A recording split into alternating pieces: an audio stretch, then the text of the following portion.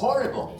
That's a horrible statistic. You work outside the Philippines for 20, 30 years. You come home broke. But Brother Bo, I was able to send my nephews and nieces to school. Brother Bo, I was able to buy a home for my family. Yes, but what will you do when you retire?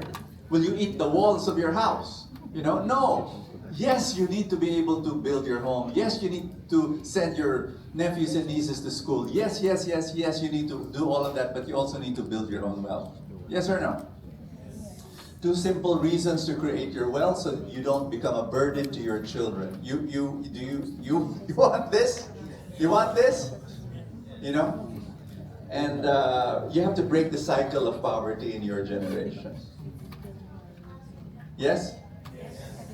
So, very important. And number two, so you can help more people for the rest of your life.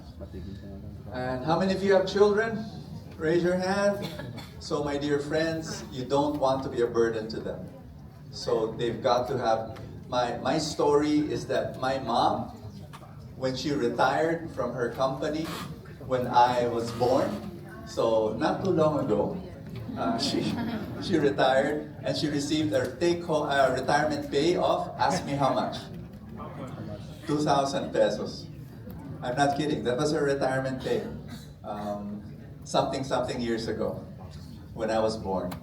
She put it in the stock market. Would you believe? She did. And so when she was growing older, and we never needed to support her. She had the money. In fact, when my father passed away, my mom told me, Bo, take care of my stock market investments. I withdrew all of it. She said, that it was 3 million pesos. It was amazing. She did not need me to support her. I still did. I still gave her money every month. And because she didn't need it, she gave it away every month also. Isn't that amazing? To have that kind of freedom. Earn as much as money as you can so you can give as much as you can. There's really no problem. We're givers. Filipinos, you love to give. You love to give your families. You love to give your children. You love to give your parents.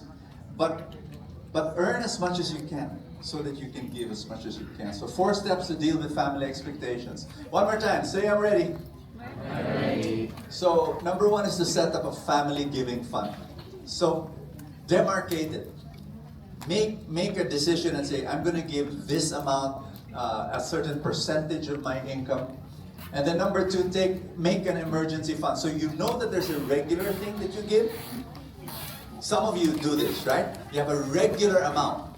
Now aside from that, set aside an emergency fund.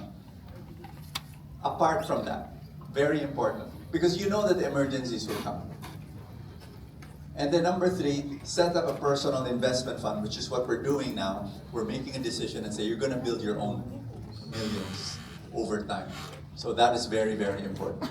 And then the abundance formula, so that you need to follow that. And then finally, here's number 4. This is very important. Can you read that for me, please? Set boundaries. And just to emphasize it further, please tell that person beside you. Set boundaries. You have to set boundaries in your giving. And I know it's easier said than done, but you need to set limits. Why? Because you cannot give what you do not have. Rex was saying that. Do you want to give more? Then earn more, not borrow more. Maraming beses, we borrow to give. You cannot do that. You should not do that. You should have. So truth, you teach people how to treat you. Kasalanan mo yan. Hindi tinuruan mo. Edward was saying that, sino may kasalanan? Ikaw. You taught them to keep on depending on you. So, if a person is breaking your boundaries, you taught that person it was okay to do so. To keep on breaking your boundaries. So you need to teach them something new. That's my mom over there. I miss her so much. It was her birthday, May 8th. In heaven, she's there. And I'm going to tell you a story about my mom that was very shocking for me. I was a small boy, and there was this woman who kept on visiting the house every month. And my mom would give her money. and then would give her some groceries. And then I would see that woman every week. Every week. And my mom would just give and give. And then that woman brought a little girl, yung anak niya. And then every week, and then every month, she would come back. Every month, she would come back. And I would see still my mom. And then that daughter grew up, grew up, grew up. And then after a while, the daughter, the woman passed away, the mother passed away. And then the daughter was the one who was just there with my mom. And then the daughter had a son, little boy.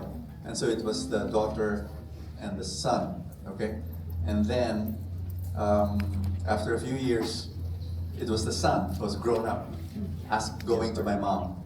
And so I told my mom, Mom, I know you're kind, I know you're good, and I know you really like to help, but that's 3 generations. 3 generations trapped in dependency. Toxicity dependency is what Edward talks about it. My mother was kind but lacked wisdom on how to give in the right way. And my friends, my dearest fellow Filipinos, very important. It's a disservice to our families if you keep on giving without boundaries. Yes, give, but you have to give with limits or else they become parasites. And then, guess what? The people that will be dependent on you, their children will follow. And then can you imagine how you trap the generations of your family into that dependency? Long-term dole-outs rob people of their dignity and passion. Yes or no? Yes. You take away their dignity. You take away something that's so important in their lives. So when you give in the wrong way, you're like a thief. You're stealing their growth. Hard words to swallow.